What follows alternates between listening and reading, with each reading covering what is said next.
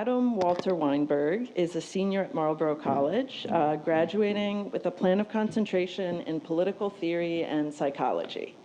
During his time at Marlboro, Adam immersed himself in the school's formal adjudicating body, Community Court, serving 5 semesters on the 7-member panel of students, faculty, and staff. As an elected justice, he organized processes of community governance to recognize those who felt dismissed or disregarded. Interest in applying formal procedures of a court of law to the informal disputes in daily discourse and court of public opinion. Through his academic work, a perilous pursuit of the why led him to study mechanisms of community governance to better the lives of others. He is an eager immigrant from Los Angeles, and Adam has spent 6 years learning the rural way of life, even writing in the Brattleboro Reformer as part of an internship with the BDCC. He also holds an Associate of Arts in Liberal Studies from Landmark College, which he earned spending time away from Marlboro. During his time at Landmark College, he introduced new students to the college as an early orientation leader and served on the Student Government Association as a senator and later as its director of communications. He also participated in a research apprenticeship to learn about the scientific process of inquiry, ethics, and protocol for field research in social studies. His academic work investigates exposure to disagreement and mechanisms of community governance to resolve disputes in daily life. He champions tolerance towards intolerance and receiving wrongs with rights. Or, as he put it to me the other day, the search rather than for the lowest common denominator, the search for the most common denominator. My talk, as I plug this in. Oh, and thanks to all of you for being here, obviously. We wouldn't have a talk without you guys coming. So my talk is entitled Compassion for the Inconsiderate. And that's interesting. Just do it like that. Oh, that's only I can see that, but you guys see that. So first I'm going to explain my poster, and then I'm going to talk about a little bit of human nature and free will, and then I'm going to segue into Marlboro and Marlboro values, and then from that go into community court and talk about a couple stories on how compassion for the intolerance was served in one case and it wasn't in another. And then some real-life examples, and then I'm going to step back a bit and talk about what I found in my own research, and that's going to be the T. But first, I want to give some acknowledgments. First and foremost, I want to thank my family, my mom and dad, and my sister, because I know they're not here right now, but they're going to be watching it, so I want to give that to them. Also, I want to acknowledge all my professors and people who taught me that even weren't my professors, so thank you, and for you being here too, and Kevin, and just a lot of thanks, and basically everyone that supported me on my wending journey through education. But I also really want to thank the people who didn't support me on that journey. And can I walk around? Yeah, well, the projection is coming onto your face. Oh, yeah, you guys don't need to see me anyway. So yeah, I want to thank the people who didn't support me, and those are the ones I actually kind of want to thank the most, because it was through that disagreement that I actually learned a lot too, right? If you have only one side of something, you learn a lot from that, but it's important, I think, to have the yin, or the yang, whichever one is the first, to have the opposite approach, and to learn from that as well. So without further ado, I may have missed something, and I probably will, but there's time for questions. So, compassion for the inconsiderate, local politics, global values.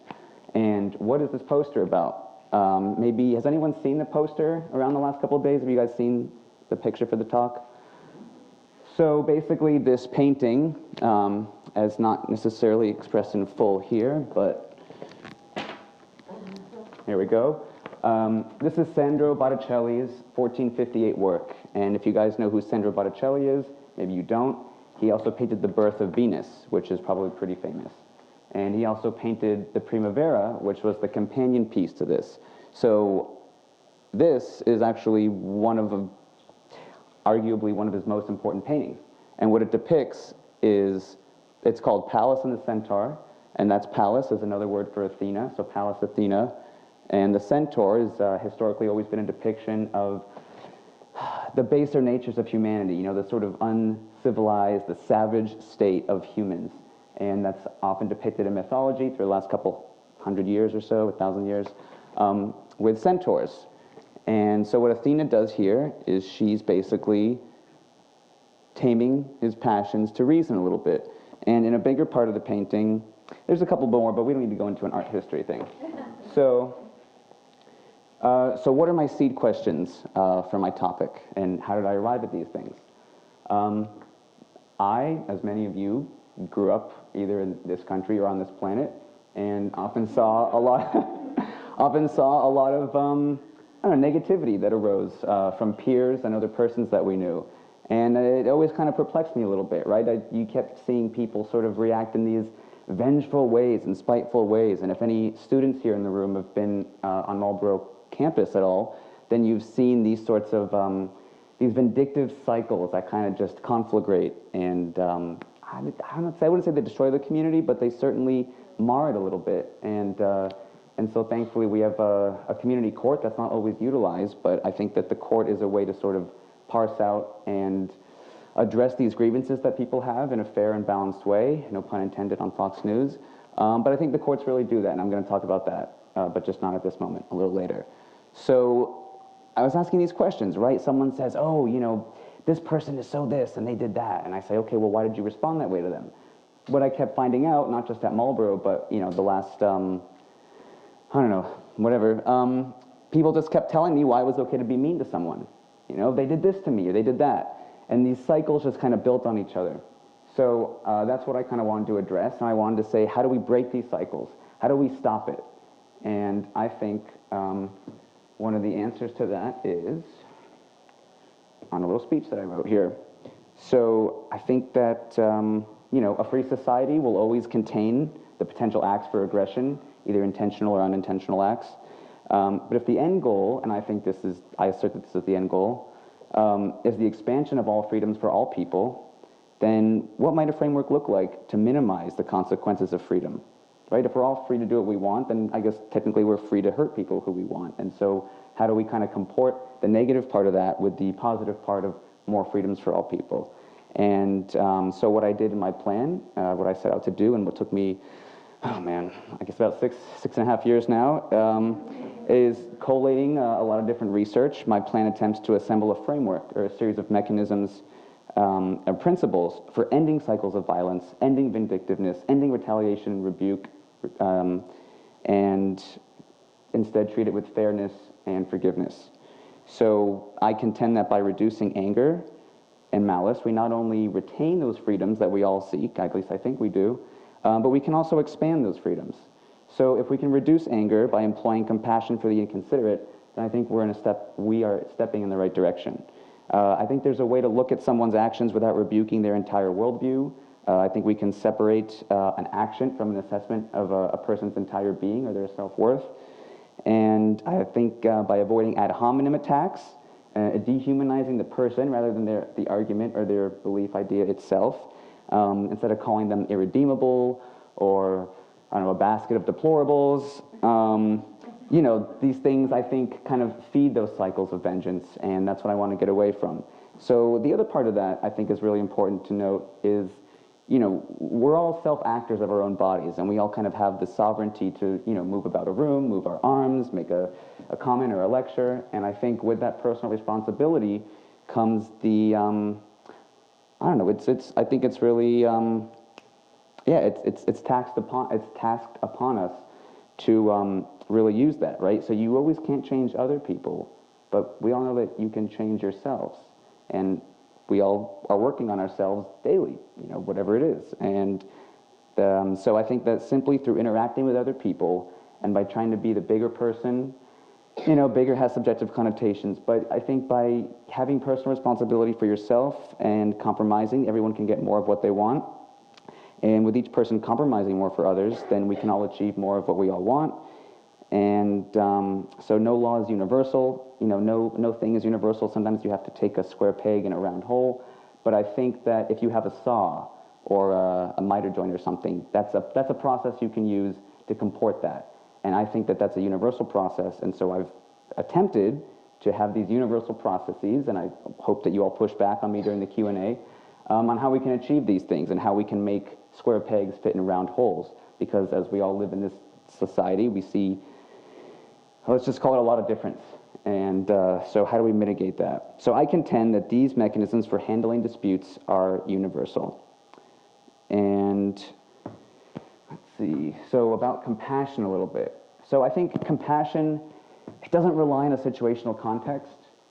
It doesn't rely on, a person's background. I think you can approach each action with compassion, and it shouldn't matter what's beyond that. Not to disregard what somebody did, but there's a way to go about it.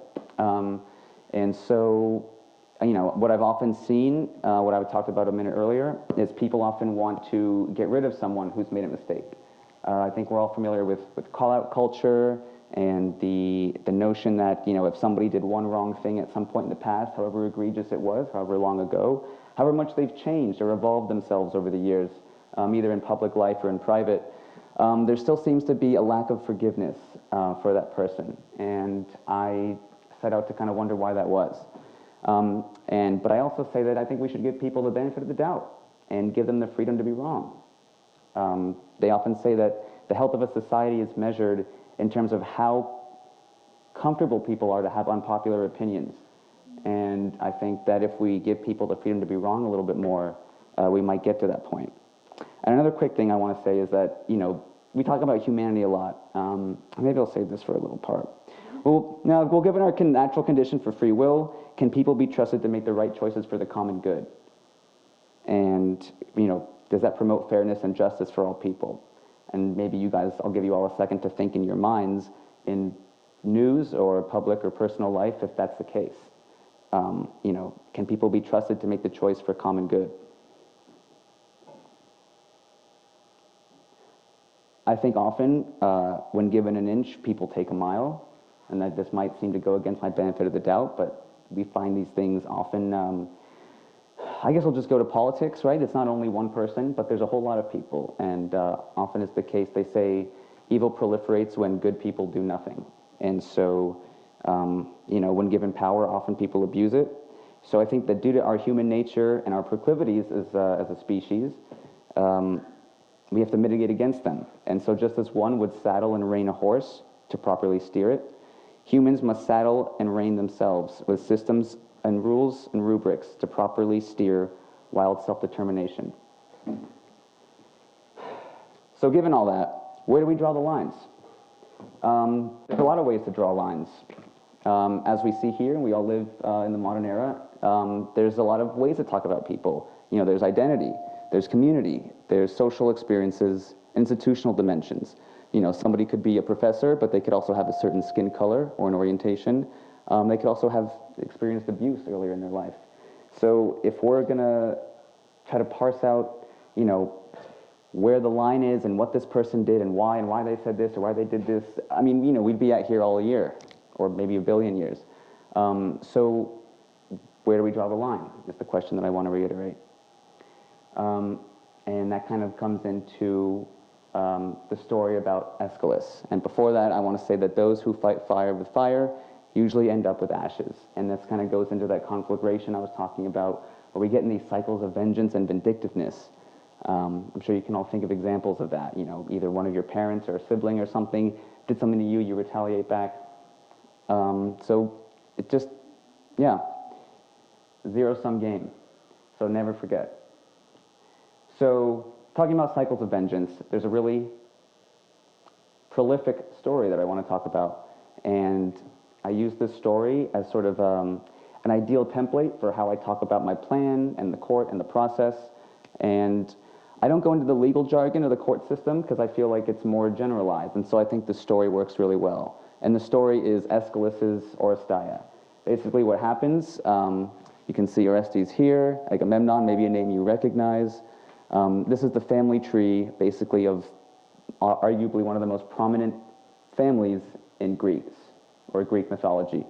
So Tantalus was somebody who, like all people, was arrogant and wanted to see if he could pull one over on the gods. And what he did was he had them all over to his house for supper, and he fed the gods his own son. And of course, Zeus realized what he was doing, and so he condemned him to suffer for all eternity. So then this kind of starts this cycle of vengeance, of getting back at people. And where the Orsteia starts is Agamemnon, for the Trojan War, sacrifices his own daughter, Iphigenia, because he wants to win the Trojan War. And when his wife finds out, she decides to kill Agamemnon. So we see a little bit of retaliation and vengeance cycle coming. When Orestes hears that his father's been killed, he decides to avenge him, by killing her. And that's sort of where the third part of the trilogy starts. Oh, by the way, Aeschylus was around during the golden era of Athens, and about halfway between 400 and 500 BC. He came before Aristotle, before Plato, before Socrates. Socrates actually was a young man when he went to go see Aeschylus's plays. And that's another reason why I like Aeschylus, is because he came before the people that we usually associate with the the sort of founding of our Western ideals. And I say Western ideals because we live in the West. So, right, so Aeschylus was one of the first people to write a trilogy. It's the only one that survives from back then. And the third play in that trilogy, The Eumenides, is what discusses Athena. That's what she's brought in. Thank you. And I'm going to talk about that now. So how does the offender be punished? Right? So Orestes kills his own mother, which is a pretty crappy crime. But his mother also killed his own father, which is also arguably crappy. But then his father killed his own sister. So that's a whole cycle of, less unfortunate events. So how should an offender be punished? Back in that day, the current law on the books before courts was called lex talionis, which is Latin for sort of an eye for an eye, if that sounds familiar to you all. Maybe you recognize Hammurabi's Code, which came about 1,000 years before this play was written, maybe like 1,400 years before. So that's the kind of way that humanity operated back then, right? Someone does something to you, you address that, you go back, this whole cycle of vengeance till basically the entire city or town is just having, basically a limbless society because everyone's cutting off everything. And so I seek to answer, how do we stop these cycles? Which brings into question, how should an offender be punished? So if Orestes committed these crimes, right, and the law in the books is if you kill someone, then you're killed, does he have any standing, right? His mother killed his father, but she's dead. But he killed his mother, so does he die? And the answer you would think is yes, but then if we're comporting what I aver about, compassion for the inconsiderate, benefit of the doubt, do we respond to wrong with more wrong? That's where this play comes in, and that's where Athena comes in. And the illustrious, wise Athena, the embodiment of masculine strength historically with feminine repose and compassion, and we can get into the gender and historical stuff for a long time, but that's the way that people thought about those things back then. So what does Athena do here in this trial? You guys can all read the play, but we're not going to do that right now. So essentially what she does is she has compassion for the inconsiderate. She lays out the rules of the trial before the game begins. She is respectful to the opposition. Orestes is chased by these goddesses of revenge. They're called the Furies. And they basically seek punishment for crimes. So no matter what crime you do, they seek to punish you for it. Basically, they kind of embody that idea of if you've done one wrong one time, you're always wrong. So Orestes killed one person one time, and so he will be chased for all eternity until he dies by the Furies. So he seeks help. Apollo isn't strong enough to help him, so he and Apollo go see Athena, who is a little bit more powerful because she's directly sprung from the head of Zeus. And as we all know, Zeus is, powerful.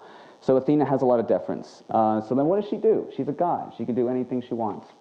What she does in this trial is she diffuses power from the hands of one to many. She's got a lot of power, I've said that, but who doesn't? The people of Athens, the mere mortals. So she gives them the deciding votes, or she gives them the option to hold a trial. And when the Furies are disappointed at the outcome, she doesn't meet them with their own scorn. Instead, she kind of accepts it and helps them redress it. This is a comic book that retells a part of the ending of the play. And I found it really nice and helpful, and it's a really cool book. It's called Logic Comics, talks about the search for truth. I recommend it. And so we can see that Athena, this is after the trial, so she casts the final vote. She acquits Orestes because she says we need to end these cycles. If we put Orestes to death, we're continuing to do the same thing that's happened for thousands of years before us. We need to have a new system, and so how do we do that? We must draw a line somewhere. Where is the line drawn? You know, is it at Orestes' father? Is it Orestes' mother? Well, it's too late for that. She has to draw the line at Orestes himself. And so after she casts the deciding vote to acquit him, after the Furies had agreed upon the outcome of the trial, they're pissed off because they didn't get what they wanted. Have we seen this before? We can all think of people who do this, even ourselves. We do that all the time. So Athena instead meets them with compassion.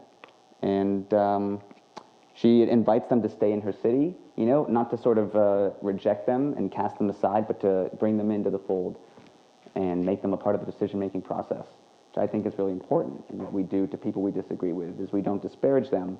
Instead, we kind of bring them in. And I'm going to talk about some real-life examples of how I think that's done and how I've done that myself. So the Furies are skeptical, of course. You know, they're full of rage, they're full of anger. They doubt her. And they're animalistic, and the play they're depicted as slobbering, and blood is dripping out of their mouth, right? These are sort of very monstrous creatures that don't even speak until the discussion with Athena. This comic book is not exact to the play, but it's enough to work really well. So disregard that it doesn't work perfectly. So they say, what can your city give to match what it took? And so she talks about, you know, if anyone, you know, we all understand you. We're here with you. We've all felt these things before. So she commiserates with them. She lets them know that people have been there and done that. So she invites them in, and she does what I consider to be the right thing to do, which is when someone is, I guess, really has a lot of antipathy towards you, you sort of, you know, you get the personal responsibility to change that in your own way, right? You can meet them with, you can inflame the conflict, or you can diffuse it. So I think instead of focusing on the other people and their wrongs and how, and just complaining and pointing the finger at what someone does that's wrong, how the situation sucks, oh my God, this is terrible. To me, I think that's a waste of time unless you also look to a solution for it. And maybe you guys all know people that do this in your lives, that only point out things that are negative instead of looking at the ways to see the positive or to solve the problem. So I think that personal responsibility, we all have the power in ourselves to make a change. And I want to keep putting that forward so we can all respond with compassion. Which brings me to Marlboro, which has a lot of compassion, especially in these days of uncertainty. And I think that, well, we can talk about Marlboro during the Q&A, but I want to talk about a brief history of Marlboro. Well, there's a reason for that, and I'll tell you in a second. So Marlboro was founded in 1946 with the help of Robert Frost. Here's our founder right here, Walter Hendricks. He was teaching in France in a really small environment, fresh off the GI Bill, and he really wanted to start a college. He talked to his mentor, Robert Frost, and Frost at Amherst was like, oh man, I've always wanted to do that. So they started a college together in southern Vermont. And now we're all the beneficiary recipients of it, and soon Emerson will be those benefit recipients. But I don't think quite yet. I think there's, that'll come later. So what does Marlboro do, right? I think Marlboro embodies a lot of the similar things that Athena does, right? We try to give compassion for the inconsiderate. We lay out the rules, and we're clear, and we're fair. And we also value the pursuit of knowledge for the sake of knowledge, not for the sake of, you know, personal ego or simply meeting some fury in some way. So close relationships with faculty, very hands-on. This picture here is from 1946 with the first 50 students of Marlboro. Maybe some of you recognize Mather in our dining hall. Maybe some of you recognize this tree right here, which was also the same tree that my student profile picture was taken at about, what was it, 60 something years later. So there's a cool little bit of history there, and I wanted to get that in. And something else really important about Marlboro is that we're really small. And I think that gives us a chance to know each other and to have more compassion because these aren't strangers in the crowd. These are people that we sit next to every day, people that we've shared bathroom stalls with or something. You know, the list goes on. So I want to bring in Tocqueville, who says that by obliging men, humans, to turn their attention to affairs other than their own, it rubs off that private selfishness which is the rust of society. And there's rust. So I think Marlboro really embodies the idea of engaging people in the affairs of others. And when you engage in the affairs of others, you know them a little bit more. And they become less of a mystery and more of a way to sort of, you know, if you could read something, then you could know what it is. But if you can't, then you can't really do anything. So I think that people, yeah, that's the main tenet of knowledge. So it doesn't need to be explained. Which also brings me to community court. So what are the values there, and why am I immersed in it for 5 semesters, as you may have read in the Commons and on our website? Well, I got swept away by community court, and by that I mean I drove a van into a ditch in community, and ended up in community court because of that.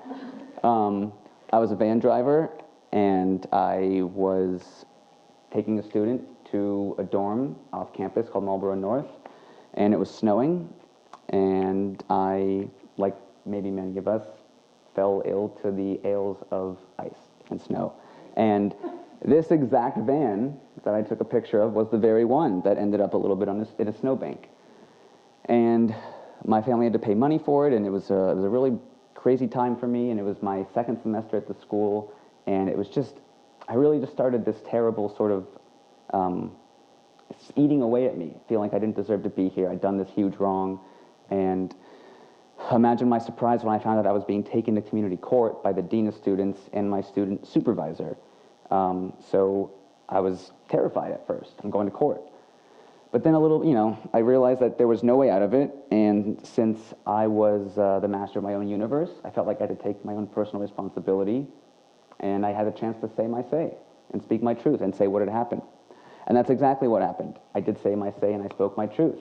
I didn't know that the vans didn't have snow tires. No one had told me. I assumed that they did, because if we're students driving students, you'd think that a college who didn't want to have liability on it would get snow tires for their cars in southern Vermont, which has a lot of snow during the winter time. You all laugh, but those were my exact thoughts and feelings, and you can imagine my surprise when I was told by the security guard of our, you know, who had went on South Road, he's like, oh my God, this car has no snow tires on it. So I'm from California, I'm from Los Angeles. These things aren't really on my radar, I just assume that everybody has them. And then you can imagine my surprise when I was told that they don't make snow tires for this van. So I was like, oh man, okay, well that makes sense, yeah. But through the process of community court, knowing that I had my hearing coming up, and if there's any questions in the back, oh, Mark. Yeah, that would happen to be van 17, would it? That's exactly van 17. That's the one I got the keys to right now. Yeah. Well, I bet it drives real nice after I sunk $3,000 into it. Not by fault. It's fine. Well, you can see that they totally just, you know, the number wore off and the Marlboro College logo wore off, and I don't think that was me, because I know it wasn't. So you can imagine that, you know, I had paid this fine before this court, and I felt like I was in such a wrong place that I guess I kind of fell victim to my own passions, right? I didn't tame them into reason. But it was through the court process that I did. It's through the court process that I built my case, and I said my say, and I talked about those assumptions with the snow tires, and how, you know, I didn't know that you couldn't drive a student to a dorm after hours. I was accused of theft. Someone told me I was, you know, stealing the van, and I felt that, you know, because I was a van driver, and the responsibilities of the van driver in the handbooks are to provide transportation to students and peers and community members who need them. Somebody asked me if I could take them. I felt like I did all the correct things, and what I'm telling you now is what I said in the court process. Some people in this room were actually at that hearing a couple of years ago when that happened. And I was accused of stealing the van, even though I had told the student if they could find another ride. It was really snowy out that night. There were terrible conditions, and assuming they had snow tires. And And another reason why I did it was because there wasn't any malice or nefariousness going on. The student wasn't looking for alcohol or drugs, not even groceries, just simply wanting to get from campus to dorm. And that dorm happened to be, 3 miles, 4 miles down the road, South Road. So yeah, I didn't think that there was anything wrong with that. I felt like it was totally within my purview as a van driver to do so. And I said all that, and that was deliberated and discussed, and I was found acquitted of theft, but obviously still guilty of, it wasn't destruction of college property, but the van wasn't even that much damaged. You know, there's a thing that they may have put it on me. You know, they want to get some good maintenance out of it, so you know maybe I can use that as some leverage to get some, and I'm still a van driver, so this story.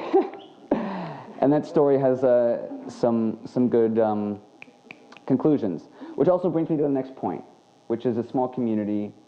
I'm a van driver. The person who took me to court was my student employer, and he was a supervisor, but he's also a student. The people who sat on the court judging my case were professors and students and staff. These are all people that we know really well. So then it begs the question of, in a small community, when one is trying to be impartial and objective in a court process, how do we mitigate that? Where's the there? Because, you know, Marlboro College is not a legal court. It's a private college with its own community court.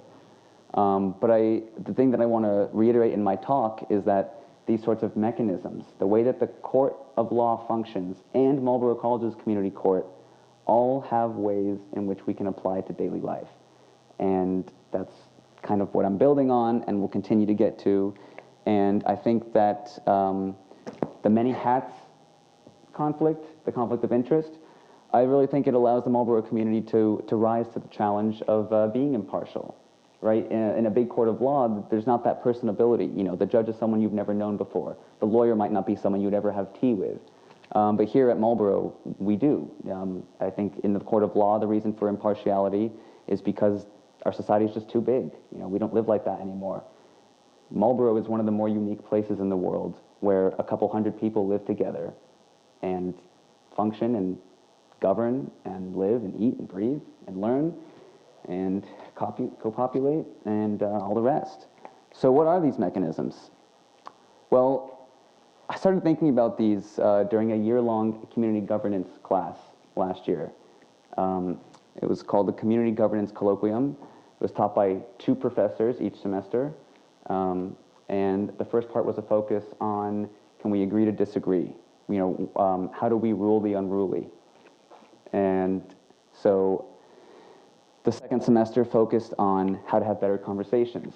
What came out of this class, you know, which I could talk about for a long, long, long time, were these nice little aphorisms, boiled down little sayings and ways in which to conduct ourselves that I think worked really well. My peers and I made some of these posters. Some of you that may know me may be plainly obvious which ones I made and which ones weren't made by me. But I think they really speak to a large part of what I believe in, and I think what a lot of others believe in. I'm not the only one saying these, and I don't pretend that these are only my ideas, right? Nobody has a monopoly on good ideas, but I think it's important to share them when you believe in them. So, you know, don't dismiss a whole person because you disagree on a part, you know? That goes back to that sort of call-out culture thing I was talking about earlier. You know, don't let one bad apple idea ruin a whole person. Can we examine the situation from a different point of view? You know, humans are notoriously short-sighted. The way that our eye works only has clear vision in one little part of it. It's called the fovea. And if our brains were able to process all of our field of vision as clear as the fovea, then our heads would be a couple tons large. There's just not the physical capability there. And so that's why we inevitably do these things. And I think it's important to examine from a different point of view. This is a cute little illustration of that. This is another one I found. You know, can we listen to understand people rather than just retort? And so, oh yeah, work out your patience muscle. That's a great one.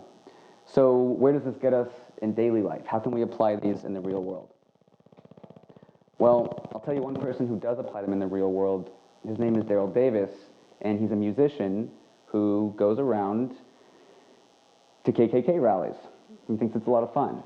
I don't think that he thinks the threats against him are fun, but I think he likes the idea of trying to win people over who he knows dislike him a lot. As we can see, there seems to be a lot of amicability there. So what has Daryl Davis done? He's actually put himself out into the fray. He's interacted with these people on a personal level. He's listened to them. He shared their stories. He'd heard them, what they had to say. And through the process of simply being there and interacting, these individuals, whatever you want to call them, Grand Wizard, Little Wizards, all the big titles of the clan, invited this man over to his house, to their houses, and had tea and cookies and bread and just talked about stuff that wasn't, hating black people or hating all the other things that the clan hates. They were things maybe about sports, TV, music, song. How do we relate to people on levels other than the parts that we disagree? So I think there's compassion for the inconsiderate. Daryl Davis gave him the benefit of the doubt. So what did he do to give him the benefit of the doubt? Well, I'll tell you because I saw Daryl Davis personally and I met him. He gave me his business card. It's right here. I went to this. This conference called FIRE, which is the Foundation for Individual Rights in Education, which is sort of a free speech on college campus rights. I took a couple years doing conferences over the summer, and one of the keynote speakers was Daryl Davis, who was he was in the production of his movie called Accidental Courtesy. I recommend anyone see it. It's on, I don't know if it's on Netflix, but it's around. You can just type his name. And so he said, how can they hate me if they don't even know me? All they know about me is what they see. But what they see isn't all that they know. So that was the kind of modus operandi he brought forth to going to these rallies. And he was lenient in their listening. I guess he kind of just, he took with a big smile. He got a really good sense of humor. And he disagreed without disparaging. He knew that these people didn't know him. So he kind of was compassionate, and that, I don't want to call everybody a fool, but in his mind he probably felt that, these guys don't know me. They don't know anything about me. So it's like anything they say just going to wash over me until they know me personally, and then they can hate me. So he got to know them so they could hate him. But they didn't. They ended up giving Daryl Davis their robes. They renounced their position in the clan. Daryl Davis has over 200 outfits from Grand Wizards and Grandmasters and other clan people. So what else does this look like? Cornel West has this nice quote. He says, "Never forget that justice is what love looks like in public." Right? If we respond with a mindset of common love in our society, I think we can bridge those sorts of divides and achieve those sorts of things. And but what's behind all this? And I think that what's behind it is a part of our human nature, right? There's these two instances in community court that I served on, right? After crashing the van, falling victim to this scary process that I realized, wasn't victimizing at all. It was actually really empowering. It truly inspired me to want to bring that fairness and that lenient and listening that I received to other people. And it really made me want to be someone that could serve on the court and to give those things to other people. Because, of course, disputes arise every single day. They don't always rise to the occasion of community court, but these things happen. And how do we resolve them? There was one instance in community court where, it worked to, it really worked to mitigate the passions. There was a prejudicial comment said in a large gathering, and somebody took issue with it and brought it to community court. And the person who said the comment, through the court process, we all discovered that it wasn't meant to disparage. It was simply meant to observe, to point something out. And through some deliberation, this person wasn't lying. So we all kind of met in the middle and said, okay, well, that's great. We all accept that. And even the person who felt harmed by that comment understood and realized, okay, yeah, I really get it. It wasn't meant to disparage me. It was simply meant to observe. And we can disagree on the observance and what it means, but the person who felt harmed no longer felt as much harm. And then through the court process, we discovered that it wasn't the individual who said the comment that caused this harm. It was the group reaction to the comment. But this only could have been discovered through the court process. And then, of course, students said that, a person shouldn't have to suffer all this time and waste of time by going through the process because someone should have known these things already. But then a way that the court, let me see, How are we on time? So that brings me to another part about human nature, on how we approach things, how we think about things. And this goes into my survey research that I did with my psychology professor. And one of the people who I based my research on, he said this great quote: "Meanings are too complicated, too unique, or both. There's one thing we can accept at the outset. It's that meanings vary in a considerable but unknown number of dimensions, and we must frame our methodology accordingly." And if we can go back to that one slide with a lot of, oh man, this is great. You guys can't even see what I'm doing on the computer right now. If we go back to this slide, there's so many meanings in here. How do we parse all these out? There's just too much. So where do we draw the line? And Charles Egerton Osgood posited a way to do that. He posited that we have to frame the methodology accordingly in those things, which brings me to my research, where I tried to frame my methodology accordingly. So what I set out to do in my research was discover why people thought what they did. I wanted to know, I didn't care what people were thinking, I just wanted to know why they were thinking it. In a sort of sense of, I don't care who you vote for, I just care that you vote. I don't care what you say, I just want to know why you say it.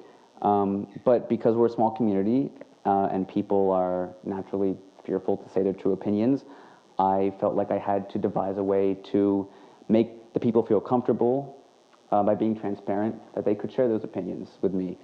But I also didn't want to know who they were. I just wanted to know their opinions. So I found a way to do that.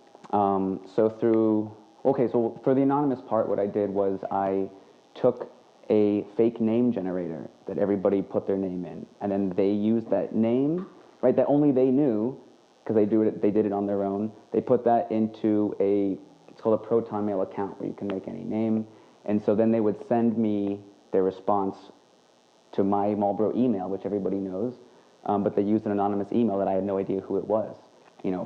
Martha C. Lamp and Chair Billingsley Carpet. Those aren't people that I know at school. That's just a way to refer to them. So it ended up working really well. So it was a double-blind study where I didn't even know who was talking to me, and I didn't know what they were saying. So the way that I framed my research in terms of the actual implication or of the survey, implementation, is I gave people a handful of words, images, graphics that they could rate their opinion on. But it wouldn't be written word opinion. It was what Charles Osgood said about framing methodologies accordingly. And he used a technique called semantic differential. You guys can't read this one as much, but semantic differential, you can maybe read this one. Fresh and stale, rough and smooth, angular, rounded. He posed these antonym pairs, these pairs of opposites, where each person would sort of rate on this scale what they felt about it. If I ask you how your day was and you say good, that's not really giving me much. But if I say, okay, well, was your day hot or cold? Was your day warm or smooth? These opposite pairs, warm or hot, smooth or rough, chair or table. So people moved this sliding bar to wherever they felt they agreed with more. Was it, is this poster here, this little picture, do you feel that it's more fresh? Or do you feel that it's more stale? Mark, do you have any ideas on Band 17, what they think about this? I think that was pretty fresh, like the military. Yeah, he's going in the snowbank, right? So I chose these antonym pairs. Most of them were from Osgood himself because I didn't really trust myself as much as a trained psychologist. But I put in a couple ones for myself, and that was funny or unfunny, which I think is the most important thing of all time, is humor. Right? If you can approach a situation with humor, you're automatically seeing it in a different way. When I was a child, I laughed at 9/11, not because I felt any good about what had happened, but simply just to shake people up and troll them a little bit, right? And everybody thought it was terrible, but that's another story. So you can change the perspective of something by looking at it in a different way, and that's kind of self-evident. And I want to wrap up. So basically, what the survey results taught me, and this is kind of the culmination of a long time of work, is that even when people were doing these seemingly innocuous and random and weird ways to measure their opinions, people were even writing comments saying, I don't know what the heck I'm doing. This means nothing. Sorry, this doesn't get anything for me. Doesn't really incite any thought processes. Through working with my professor Tom and figuring out the statistical variation and setting confidence limits and figuring out through the whole collation of respondents, I found that we could, in a sense, find where the mean was, where people responded, the average, I guess, and then where were the outliers, right? Who are the people that were the most extreme saying these things? And, is the extreme considered here or there? And through the process of setting confidence limits, we found that out. And the conclusion is that even when people said that they didn't know what was going on, they had no opinion on what they were doing in the survey, we still found that they were expressing extreme opinions. And I wanted to let that sink in too, because it's been kind of a ride for me. Right, so what does this mean? Even when people think that they're being innocuous, they're still projecting something, even whether they know it or not, which comes into unconscious biases. These are big topics these days. So, we're not always aware of the things that we do, right? We're human at the end of the day, and that's kind of why I call into the benefit of the doubt. The lenient in your listening, generous in your judgments, disagree without disparaging. Ways not to condemn or convince people to do something, but just kind of show them. And so I want to almost end on one of my favorite quotes of all time, from one of my favorite people of all time, who's also some other people's favorite people of all time. And there's a classic joke about Marlboro where, if somebody mentions it, it's like, oh, Spinoza, Spinoza, Spinoza. So what Gilles Deleuze did in his book on practical Spinoza philosophy is he sort of paraphrased or parroted Spinoza's raison d'etre, right? This isn't Spinoza himself saying this, it's Gilles Deleuze. And he says, Spinoza did not believe in hope or even in courage. He believed only in joy and in vision. He wanted only to inspire, to waken, to reveal, not to command or even to convince, but only to shape the glass, to polish the lens for this inspired free vision. So he basically only wanted to give people information to make their own decisions, not for him to point to anything themselves. So I want to close by saying that, we all have the personal responsibility and we all have the power to do these things and give people the compassion for the inconsiderate, to be generous in our judgments, to be lenient in our listening. And I think that given the personal responsibility, we all have the choice whether we're going to heighten the tension or lighten the tension, right? Are we going to inflame a situation or are we going to diffuse it? And, I think that I hope that, people can see from this, it's a lecture, it's a PowerPoint, it's a discussion, it's all a joke, but, you can really empower someone to be a little more compassionate. And I think if, people are understanding what I'm saying from these examples, we have the power to change our lives and change other people's lives. But I think it also takes an openness that society in general has lost.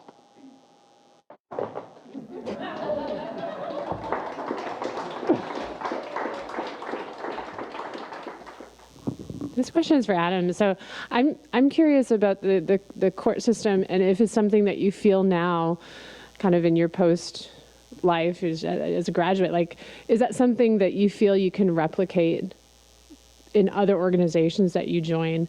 And I ask that also kind of seeing that model as a really bright star in bringing democratic practice into organizations, and having kind of gone through processes in very small ways, in very imperfect ways, where disputes are overcome, but imperfectly. So I just wonder, like, is the community court concept something that you see carrying forward in your life in some way?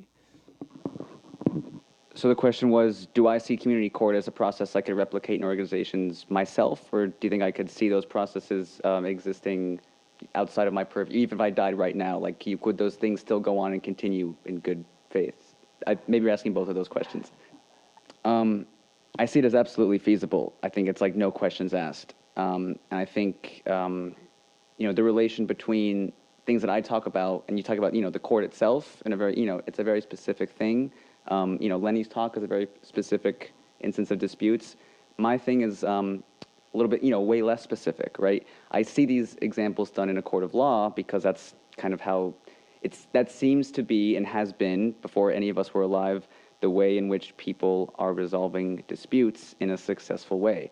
Of course, it doesn't always end up that way, but I think that what the court also does is it sort of, in taming passions towards reason, it sort of diffuses the blame and that feelings of vindictiveness, right? Away from the individual, right? Away from you yourself, and more towards this complex labyrinthian process of a court of law and a stop and go, a sort of, gavel every iteration. Does that answer your question? I don't know if it did. Okay. So I think these things, even without me, I think can be replicated, and that's the point, right? It's not just Adam saying these things. I think these are natural occurrences in nature that if you can just put your finger on, then you can replicate them in the sense that. It is a big problem, I would say, institutions tend to fill that spirit of community that can create those types of dialogues between people and solve conflict. It's really a person-to-person level, right? It's something that's so minute that it occurs on, the very tangible act of having a conversation with someone. Even your boss or your sibling or anyone. It's just simply giving them the benefit of the doubt and not always responding in a spiteful way, I guess. I think I saw a question back here somewhere. Oh, over here. Somebody had, but if they don't have when I'm looking, then we were at shits and. Okay, you are next. I'll have to follow. Thank you both. I kind of see the commonality between the two things that you talked about in something that I would call narrative, because both the case of the Ainu being recognized as creating a kind of narrative, and then also this invention of a system that somehow is supposedly better, infinitely better than the archaic, vindictive system. I'm just wondering if either of you feel strongly about that narrative being able to be shaped by us in any way, or whether that's kind of out of our hands, You mean like us personally, or us? By human communities.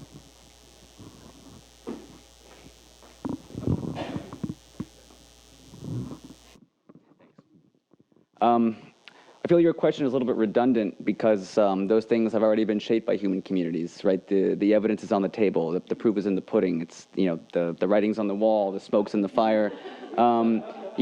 These are instances that, we've lived with, right? The court does bring justice to people, right? And it has been. And, if anybody studied the classics, they can see that those instances also exist in human nature. So I think that, I don't mean to belittle your question, but I think, it's important because it's not always directly visible on how these things are applicable in daily life. And that goes back to the narrative thing.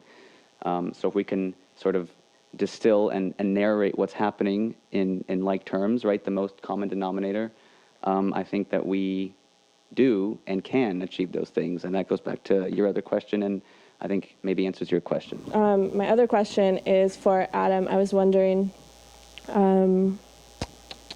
I guess, where is the line, and do you see a line when someone has caused serious harm to a community in community court, or in a larger court system, and sort of socially? And I think especially if someone is not willing to work with the system and is not, you're talking about self-work, and people are working on themselves every day, and the importance of forgiving people's past behaviors, but if they're not working on themselves, how do you apply compassion?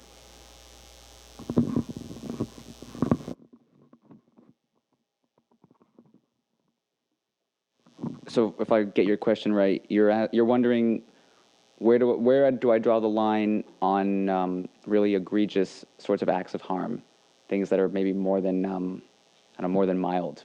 Is that what you're asking? Where? Yeah. Where? Not even necessarily egregious, but yeah, sure. Well, it is a beautiful question. I'm glad you asked. And you might either love or hate my answer. but I hope you respond with compassion. No, I think that it's not up to me for the line to decide where the line is drawn, and that's the beauty of it, right? I'm only one person, and I'm not in any position to make those decisions either. When I was on community court, I was one of 8 other people, all discussing, deliberating, coming to these decisions together. It's a process that I believe in. It's not an outcome, right? And I don't mean to belittle your question either. I meant to belittle yours, but it's not the outcome of where the line is drawn. It's the process of deciding where to draw the line. So in the case of Orestes killing his mother, who killed his father, who killed his sister, where does Athena draw the line, right? It's complicated, right? So she herself draws the line. She's a god, but I would argue that there's a process used in that, right? And in the legal system, there's a statute of limitations. There's a whole series of discovery in law, and you work with the opposition together to figure out what are things that you bring to the table and what are things that you leave at the table, right? In this conversation right now, am I going to bring out something that happened in your childhood that made you ask a question a particular way? Or are you going to, you know what I mean? So there's these, some of these concepts of injury are amorphous in their reach into the past. And I think it's important to know and to decide together where to, what's considered the past and what's considered the present situation or dispute. Did you hate or love that answer? So Adam, you showed in your slides the beginning of Marlboro College 73 years ago, and then you alluded that maybe this isn't the end of Marlboro College. So I just had to ask what you were thinking.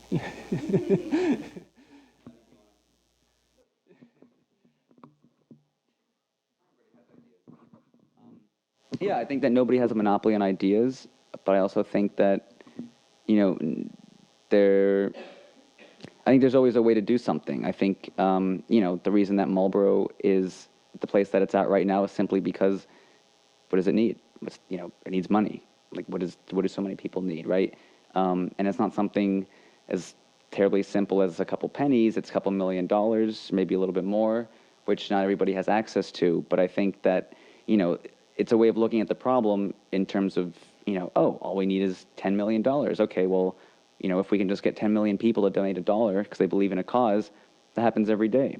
How do these people like Bill Gates and Steve Jobs get really wealthy is because they've gotten lots and lots of people to spend a small amount on a particular thing. But they also have a message, right? So I think that Marlboro needs a message, and I think that if we're an institution of higher education, as is Emerson, there's something to be gained with the altruism there, right? And I don't really see it being that hard. I mean, I'm working on my school right now, so I really can't go out. But we really do live in an age where, one tweet can affect the world. The president even tweets at individual people that gives them ideas. I think that there aren't 6 degrees of separation anymore. There's just only one. I don't mean to only talk about, one company's platform of social media, but I think that, in a highly connected age, the right message with the right act behind it, I really think that Marlboro could be put into the international spotlight by doing something really big, really altruistic. People love a good human interest story. I think that, what do we need? 150 extra students than we have right now? That's not that many people in the world, really at all. There are lots of people that want to be at Marlboro. One real-life example of giving compassion to the inconsiderate is, when the merger was announced, our whole school felt like tons of animosity towards anyone associated with Emerson, and they didn't even know them. So I felt that it was a good idea to invite them all for Thanksgiving, an open invitation to the entire community, and 10 students showed up, and they had a blast. They fell in love with the school and the campus. All 10 of them wanted a semester at Marlboro.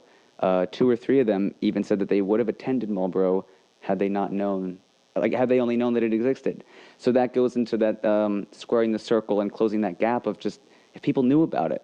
So that's why I think it's not over. And I think that there's a lot of time before the February board meeting.